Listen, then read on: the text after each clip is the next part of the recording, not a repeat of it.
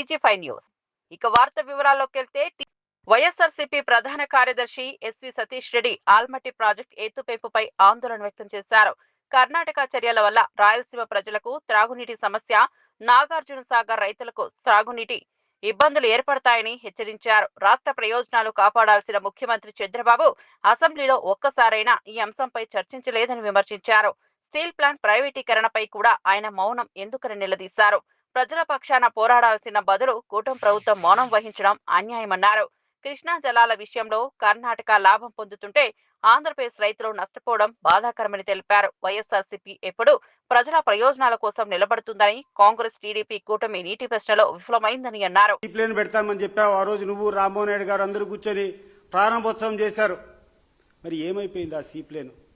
ఈ రకంగా ఏ మాట చెప్పినా కూడా ఒక ప్రజలకు ఏదో ఒక అద్భుతం చేసి పెడతామని చెప్పి అనుకుంటా అరిచేతిలో వైకుంఠం చూపించడం తప్పితే వాస్తవంగా మీరు చేసేది ఏమైనా ఉందా? ఇటీవల కాలంలో మీరు చాలాసార్లు ఢిల్లీకి పోతున్నారు.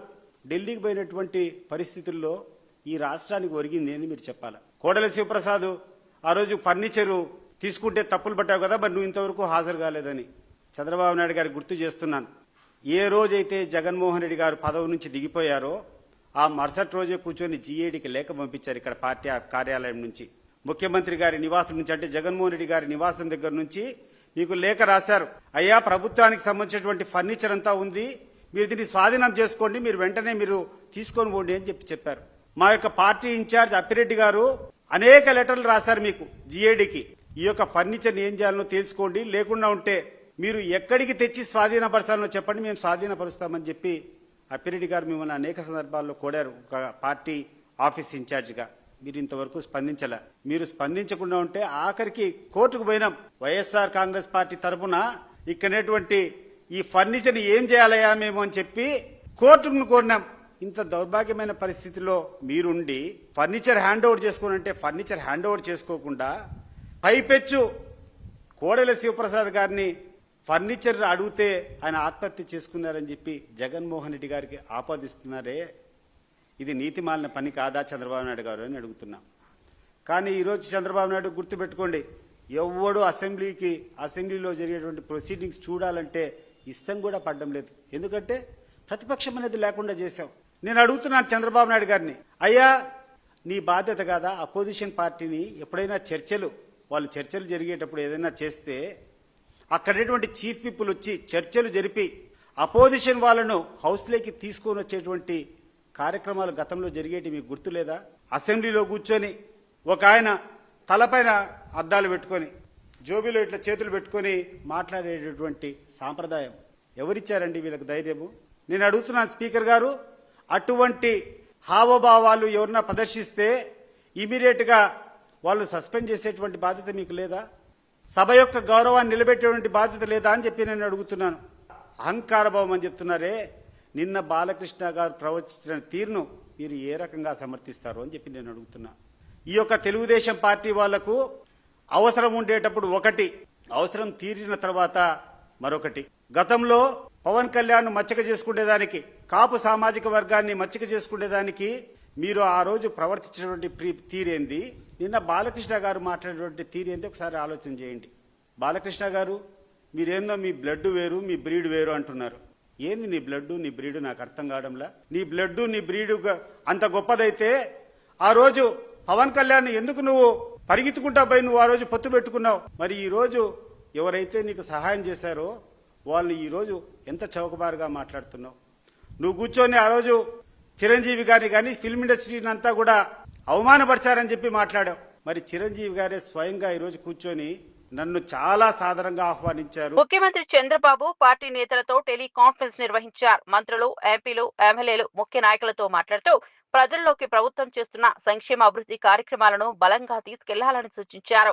జీఎస్టీ సంస్కరణలు, పెన్షన్ పంపిణీ, విద్యుత్ నిర్వహణ వంటి అంశాలను వివరంగా ప్రజలకు తెలియజేయాలని అన్నారు. గత ప్రభుత్వంలో ప్రజలపై భారం మోపారని, తమ ప్రభుత్వం మాత్రం సౌర, పవన విద్యుత్ ప్రోత్సాహం ద్వారా తక్కువ ధరకు విద్యుత్ అందిస్తున్నామని వివరించారు. నిజాయితీతో పనిచేస్తున్న ప్రభుత్వం సాధించిన ఫలితాలను ప్రజలకు చెప్పడంలో వెనుకాడవద్దని సూచించారు. సమర్థ పాలన, అసమర్థ పాలన మధ్య తేడాలను స్పష్టంగా వివరించాలని పిలుపునిచ్చారు. ప్రజల విశ్వాసం కాపాడుకోవడమే భవిష్యత్ విజయానికి కీ అని అన్నారు.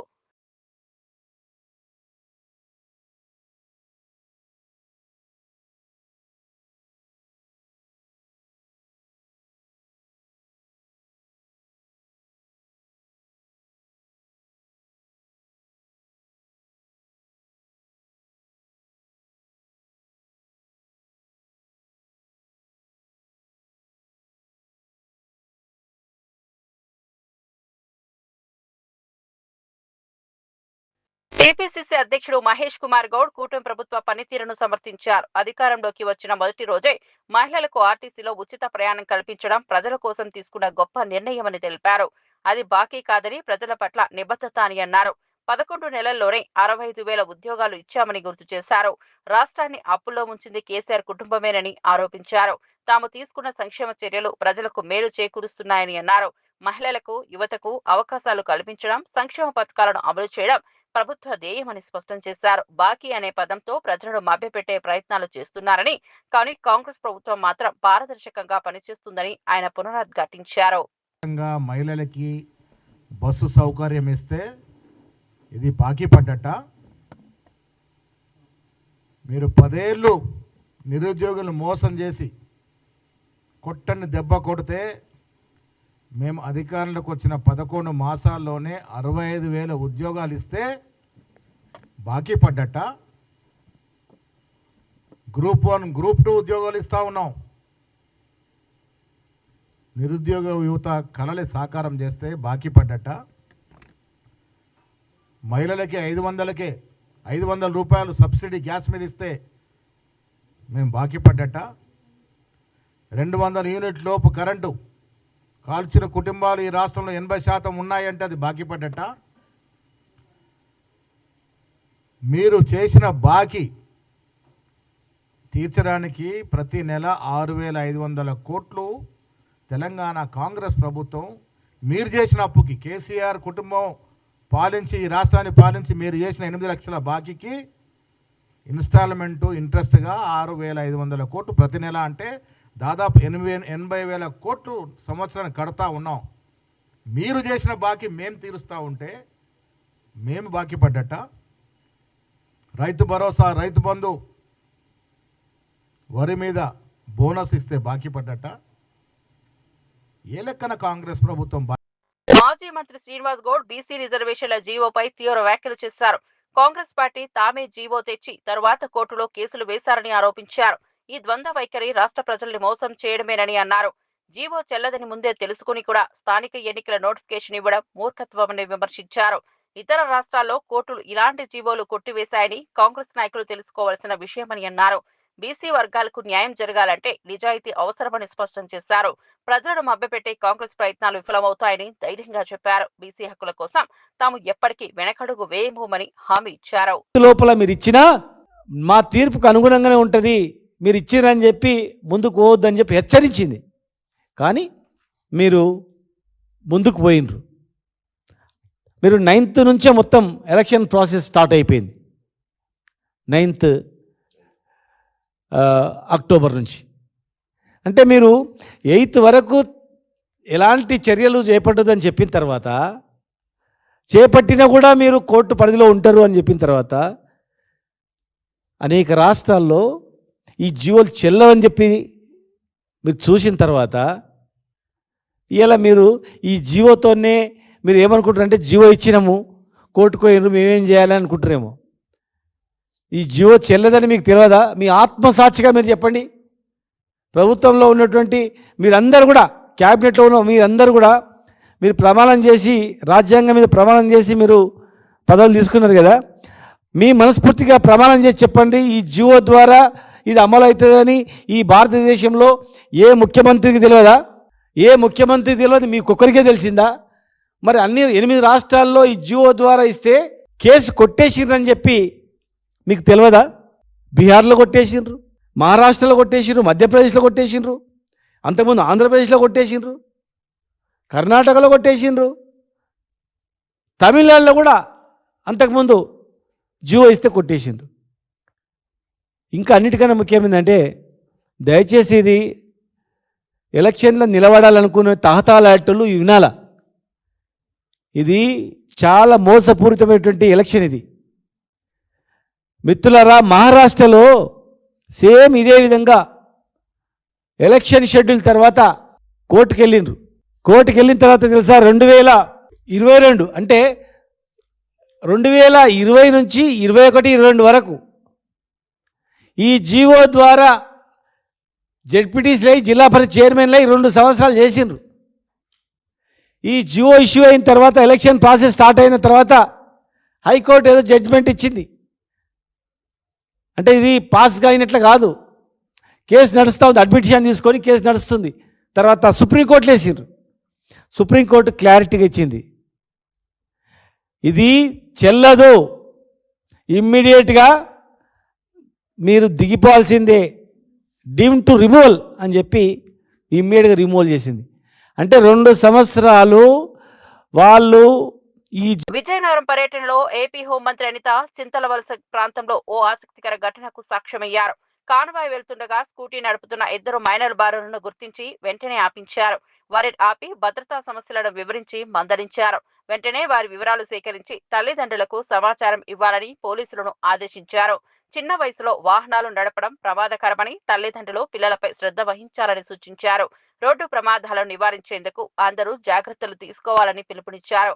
చట్ట ప్రకారం మైనర్లు వాహనాలు నడపరాదని స్పష్టం చేశారు. ప్రజల ప్రాణాలు విలువైనవని, ప్రతి ఒక్కరూ భద్రతను ముఖ్యంగా పరిగణించాలని, రాష్ట్రంలో రోడ్డు భద్రతకు ప్రత్యేక చర్యలు తీసుకుంటున్నామని, ఈ తరహా ఉల్లంఘనలను ఇక సహించబోమని హెచ్చరించారు.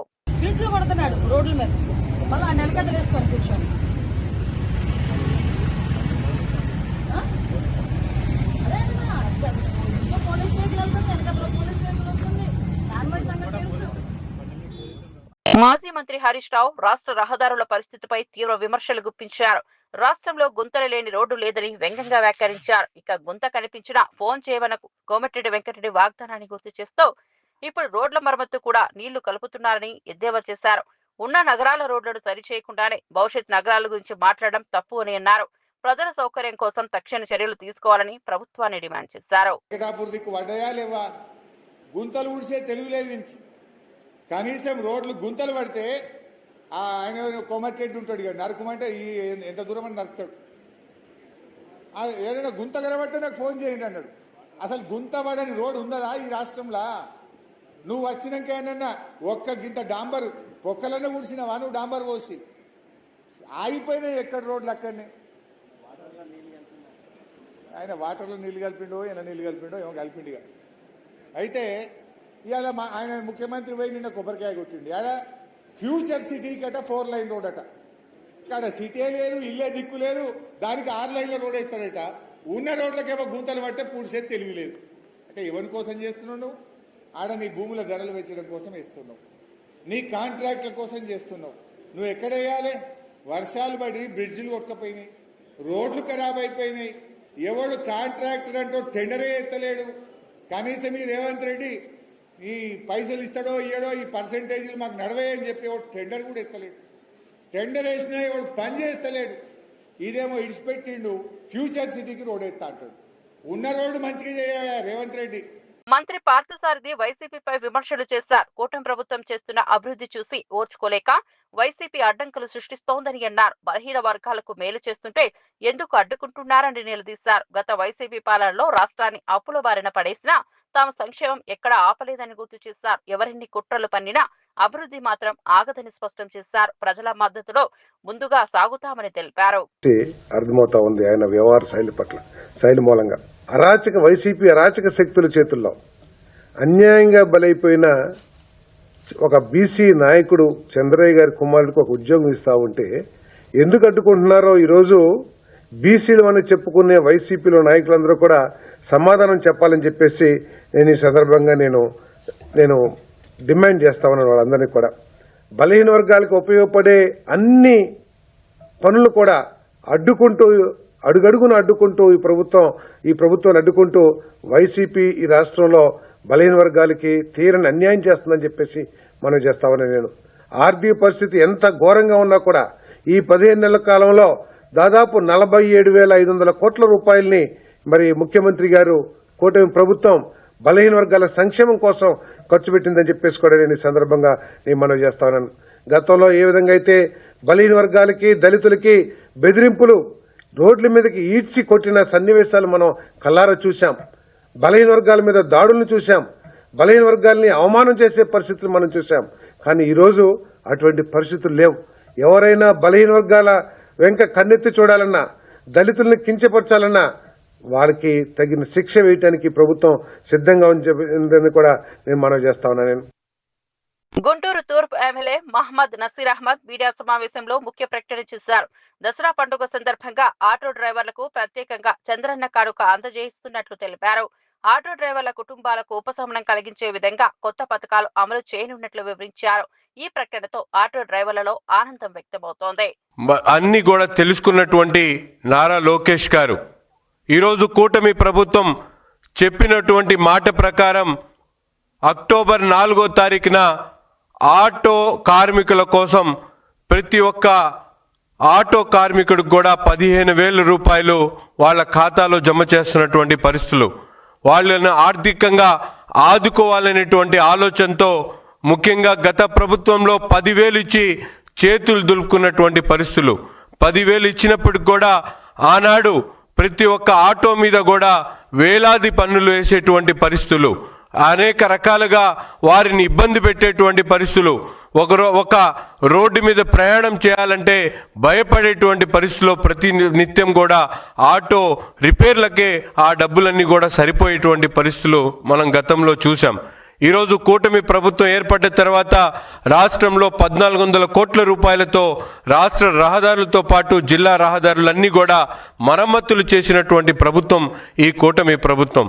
ఈరోజు ఆటో కార్మికులే కాదు, రాష్ట్రంలో ఉన్నటువంటి లారీ యజమానులు, ముఖ్యంగా కార్మిక రంగాన్ని పూర్తిగా కుదేలు చేసినటువంటి గత ప్రభుత్వాన్ని ఈరోజు తలుచుకొని, ముఖ్యంగా ఈ కూటమి ప్రభుత్వం ఏర్పడిన తర్వాత గ్రీన్ ట్యాక్స్ ఏదైతే కేంద్రం 200, 300 పెట్టినటువంటి గ్రీన్ ట్యాక్స్ని 2021లో రాష్ట్ర ప్రభుత్వాలకు పెట్టుకునేటువంటి ఏర్పాటు చేస్తే ఆ ట్యాక్స్ను మన రాష్ట్రంలో పక్కనున్నటువంటి తెలంగాణ అలాగే ఆ తమిళనాడులో 2003 ఉన్నటువంటి గ్రీన్ ట్యాక్స్ని మన రాష్ట్రంలో 10,000, 20,000 చేసి కార్మికులు దోచుకున్నటువంటి నాయకుడు జగన్మోహన్ రెడ్డి ఒక పక్కనైతే, ఈరోజు అధికారం చేపట్టిన తర్వాత గ్రీన్ ట్యాక్స్ను పూర్తిగా తగ్గిస్తూ ముఖ్యంగా లారీ యజమానులు ఏదైతే గ్రీన్ ట్యాక్స్ వల్ల ఇబ్బందులు పడతా ఉన్నారో అటువంటి ఇబ్బందులను కనుక్కొని వాటిని పూర్తిగా తగ్గించి ఈరోజు 2,000, 3,000 చేసినటువంటి ఘనత కూడా ఈ కార్మిక ప్రభుత్వానిది,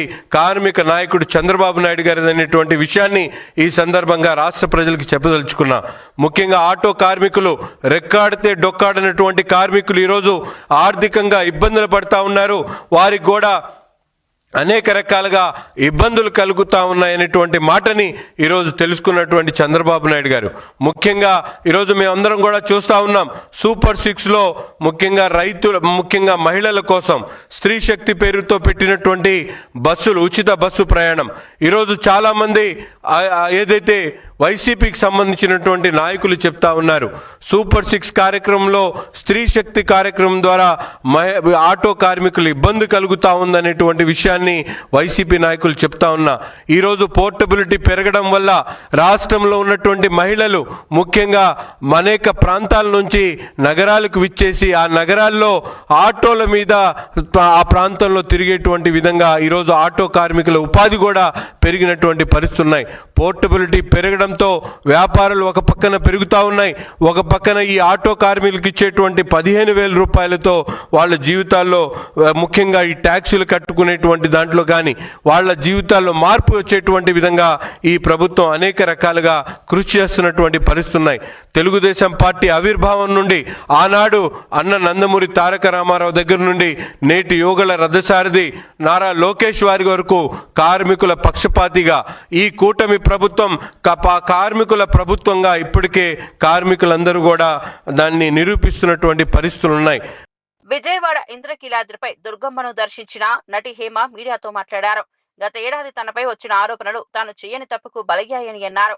అమ్మవారి ఆశీస్సులు తనకు ధైర్యం ఇచ్చాయని, కష్టకాలంలో అండగా నిలిచిందని కన్నీరు పెట్టుకున్నారు. మీడియా నిజం తెలుసుకోకుండా వార్తలు రాయకూడదని కోరారు. దుర్గమ్మ అనుగ్రహం వల్లే తిరిగి నిలబడగలిగానని చెప్పారు. ఎన్ని జన్మలెత్తినా అమ్మవారి అండను మర్చిపోలేనని అన్నారు. నేను చేయని తప్పుకి మీరందరూ చాలా బలి చేశారు.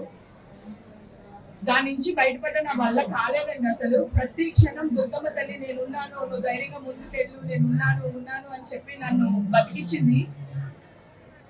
ఎన్ని జన్మలెత్తినా ఈ కనకదుర్గమ్మ వారి ఆశీస్సులు కానీ ఆవిడ ఇచ్చిన అండదండలు కానీ మర్చిపోలేనండి. చాలా థ్యాంక్స్. మీ అందరినీ మళ్ళీ ఇలా కలుసుకుని మాట్లాడుతున్నంత ఆనందంగా ఉంది. ప్లీజ్ దయచేసి మీరు ఏదైనా న్యూస్ వేసేటప్పుడు నిజ నిజాలు తెలుసుకుని వేయండి. మీరందరూ చాలా పెద్దవాళ్ళు, గొప్పవాళ్ళు, చదువుకున్న వాళ్ళు, సంస్కారవంతులు. ప్లీజ్ ఈ రోజు గుళ్ళో ఉండి చెప్తున్నాను, నేను ఏ తప్పు చేయలేదండి. ఓకేనా? లండన్ లో బతుకమ్మ వేడుకల్లో పాల్గొన్న తెలంగాణ జాగృతి అధ్యక్షురాలు కవిత మీడియాతో మాట్లాడారు. కొత్త రాజకీయ పార్టీ ఏర్పాటు విషయమై ఇప్పటి వరకు ఎలాంటి నిర్ణయం తీసుకోలేదని తెలిపారు. అవసరం, సందర్భం వచ్చినప్పుడు ప్రజలు కోరితే తప్పక పార్టీ ఏర్పాటు చేస్తారని చెప్పారు. బీఆర్ఎస్ లో ఎన్నో అవమానాలు ఎదురైనా నిలబడ్డారని ఆవేదన వ్యక్తం చేశారు. తన వెనుక ఏ జాతీయ పార్టీ లేదని, చేరే ఉద్దేశం కూడా లేదని స్పష్టం చేశారు.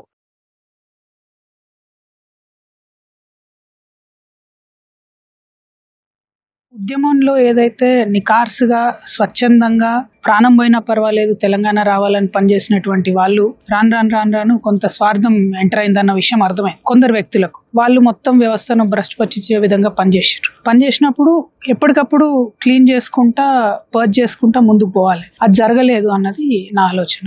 దాని పర్యవసానమే ఇప్పుడు జరుగుతున్నటువంటి అన్ని కూడా. అవసరం, సందర్భం వచ్చినప్పుడు ప్రజలు కోరుకుంటే తప్పకుండా పార్టీ పెడతాం. అందులో పెద్ద పెట్టాలనా వద్దా, ఇది శశబిషలు ఏం లేవు. జాతీయ పార్టీలు నా అనుకుంటే దాచుకునేదాన్ని కాదు.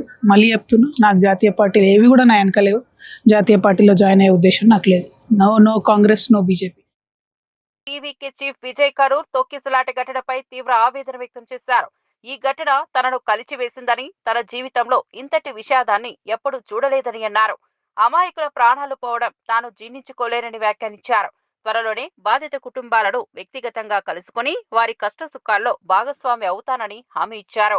ప్రజలను రక్షించాల్సిన సమయంలోనే ఇలాంటి ఘటనలు జరగడం బాధాకరమని అన్నారు. నా మీద విమర్శలు చేయండి, నన్ను టార్గెట్ చేయండి, కానీ నా ప్రజలను కాపాడాలని భావోద్వేగంతో కోరారు.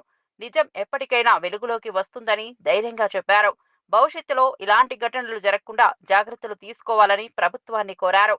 తన హృదయం ముక్కలైందని, ఈ దుఃఖం నుంచి బయటపడడం కష్టమని అన్నారు.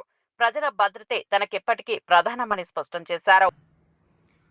அதனால தான் இந்த சுற்றுப்பயணத்தில் மற்ற எல்லா விஷயங்களையும் தாண்டி மக்களுடைய சேஃப்டி, அதில் எந்த காம்ப்ரமைஸும் பண்ணிடக்கூடாதுன்றதுக்காக தான் அது என் மனசில் ரொம்ப ஆழமாக இருக்கும் அந்த எண்ணம்.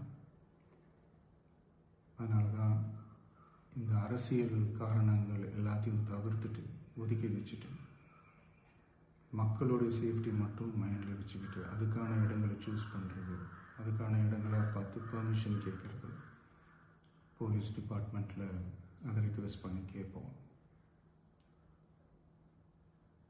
ஆனால் நடக்கக்கூடாதது நடந்துருச்சு. நான் மனுஷன் தானே. அந்த நேரத்தில் அத்தனை பேர் பாதிக்கப்பட்டு இருக்கும்போது எப்படி அந்த ஊரை விட்டுட்டு என்னால் கிளம்பி வர முடியும்? நான் திரும்ப அங்கே போகணும்னு இருந்துச்சுன்னா அதை ஒரு காரணம் காட்டி அங்கே வேறு சில பதட்டமான சுச்சுவேஷன்ஸ், வேறு சில அசம்பாவிதங்கள் அந்த மாதிரி எதுவும் நடந்துடக்கூடாதுன்றதுக்காக தான் நான் அவாய்ட் பண்ணேன். இந்த நேரத்தில் சொந்தங்களை இழந்து தவிக்கிற அத்தனை குடும்பங்களுக்கும் என்னுடைய ஆழ்ந்த இரங்கலை தெரிவிச்சுக்கிறேன். எனக்கு தெரியும், என்ன சொன்னாலும் இது ஈடையாகாதுன்னு எனக்கு தெரியும். ஹாஸ்பிட்டலில் ட்ரீட் பண்ணிகிட்ருக்கிற எல்லாருமே சீக்கிரமாக க்யூர் ஆகி வரணுன்றது இந்த நேரத்தில் நான் வேண்டிக்கிறேன். கூடிய சீக்கிரமே உங்கள் எல்லாரையும் நான் சந்திக்கிறேன். இந்த நேரத்தில் எங்களுடைய வலிகளை, எங்களுடைய நிலைமையை புரிஞ்சுக்கிட்டு எங்களுக்காக பேசின அரசியல் கட்சிகளை சார்ந்த நண்பர்கள், தலைவர்கள் அனைவருக்கும் என்னுடைய நன்றியை தெரிவிச்சுக்கிறேன். கிட்டத்தட்ட ஒரு 5 மாவட்டத்துக்கு பிரச்சாரத்துக்கு போனோம். இந்த மாதிரி எதுவுமே நடக்கல. ஆனால் கரூரில் மட்டும் ஏன் எப்படி நடக்குது, எப்படி நடக்குது? மக்களுக்கு எல்லா உண்மையும் தெரியும். மக்கள் எல்லாத்தையும் பார்த்துக்கிட்டு இருக்கிறாங்க. கரூரை சேர்ந்த அந்த மக்கள் அந்த உண்மையெல்லாம் வெளியில் சொல்லும்போது எனக்கு கடவுளே நேரில் வந்து இறங்கி அந்த உண்மைகள்லாம் சொல்கிற மாதிரி எனக்கு தோணுச்சு. சீக்கிரமே எல்லா உண்மைகளும் வெளியில் வரும்.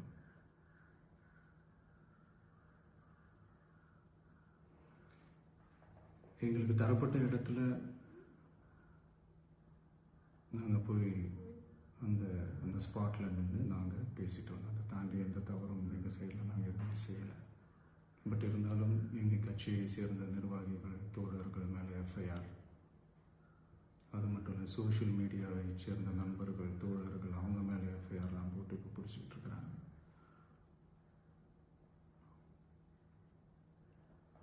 சிஎம் சார், உங்களுக்கு ஏதாவது இந்த பழி வாங்கணும் அப்படின்ற எண்ணம் ஏதாவது இருந்துச்சுன்னா என்ன வேணாலும் பண்ணுங்க. அவங்க மேலே கை வைக்காதீங்க. நான் ஒன்று வீட்டில் இருப்பேன், இல்லை நான் ஆஃபீஸில் இருப்பேன். என்ன வேணாலும் செய்யுங்க. நண்பர்களே, தோழர்களே, நம்மளோட அரசியல் பயணம் இன்னும் ஸ்ட்ராங்காக, இன்னும் தைரியத்தோட కంటిన్యూ ఆகும்.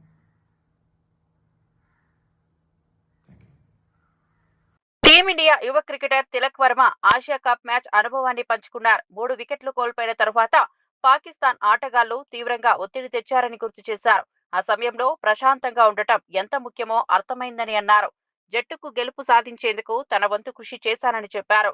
క్రీడల్లో క్రమశిక్షణ, మానసిక ధైర్యం అవసరమని ఉదాహరించారు. పాకిస్తాన్ బౌలర్ల ఒత్తిడిని ఎదుర్కోవడం సవాలుగా అనిపించిందని, కానీ ధైర్యం కోల్పోకుండా ఆడటం ద్వారా మ్యాచ్ లో నిలబడగలిగానని తిలక్ వివరించారు. తన ఆట తీరు దేశానికి గౌరవం తెచ్చిందని భావిస్తున్నానని అన్నారు. క్రీడాభిమానుల ఆశలు నిలబెట్టుకోవడం తన అదృష్టమని పేర్కొన్నారు. టీమిండియాకు భవిష్యత్తులో మరిన్ని విజయాలు సాధించేందుకు తాను కృషి చేస్తానని ధైర్యం చెప్పారు. నన్ను నేను బ్యాక్ చేసుకుని కంట్రీని ఒకసారి మైండ్ లో పెట్టుకున్నాడు. జస్ట్ నేను ఒకటే ఆ టైంలో జస్ట్ కంట్రీకి చెప్పాను కదా, జస్ట్ కంట్రీని గెలిపించాలి, కంట్రీని ఊహించుకుంటేనే ఆ సిచ్యువేషన్ వాళ్ళు హార్డ్ వచ్చారు నా మీద, పాకిస్తాన్ వాళ్ళు చాలా హార్డ్ వచ్చారు. బట్ ఆ టైంలో నేను కామ్గా ఉన్నా, జస్ట్ గెలిపిస్తే ఎవ్రీథింగ్ విల్ బి ఓకే, అంటే గెలిపిస్తే అన్ని సెట్ అయిపోతాయి. సో మైండ్లో అది ఒకటే ఉండే, just I want to win my country. Of course Pakistan అంటే ఈ మన ఆపరేషన్ సింధూర్ తర్వాత ఇంకా చాలా హార్డ్గా వచ్చారు వాళ్ళు మా మీద. మేము ఆడేది game, it's just a sport. So ఆ టైంలో ఎమోషన్స్ తీసుకుని ఆడితే స్పోర్ట్ ఆడలేము. సో ఆ టైంలో నేను కామ్గా ఉండి ఐఎమ్ సో పేషెన్స్, చాలా అన్నారు, చాలా విధంగా చాలా చెప్పారు. బట్ కెమెరా ముందు అవన్నీ నేను ఇప్పుడు చెప్పలేను. బట్ ఆ టైంలో నేను కామ్గా ఉండి రిజర్వ్ ఉండి, ఐ నో ఓన్లీ బ్యాట్తోనే మనం గెలిపిస్తే ఎవ్రీథింగ్ విల్ బి అంతా ఇంకా కామ్గా అయిపోతారు వాళ్ళు. స్టార్ట్ అదే ఇండియా పాకిస్తాన్ మ్యాచ్లో ఇది ఓకే, బట్ ఆపరేషన్ సింధూర్ తర్వాతనే కొద్దిగా హార్డ్గా వచ్చారు వాళ్ళు మా మీద. బట్ మేము ఆడేది చెప్పాను కదా మళ్ళీ స్పోర్ట్. సో స్పోర్ట్ని ఎమోషన్స్తో కనెక్ట్ చేసి ఆడితే అవ్వదు. సో జస్ట్ నేను స్పోర్ట్ని ఏ విధంగా ఆడాలో ఆ విధంగా స్పోర్ట్లో ఆడి ఇవి బులెటిన్ విశేషాలు. చూస్తూనే ఉండండి TG5 న్యూస్. ఇవి బులెటిన్ అప్డేట్స్. మరో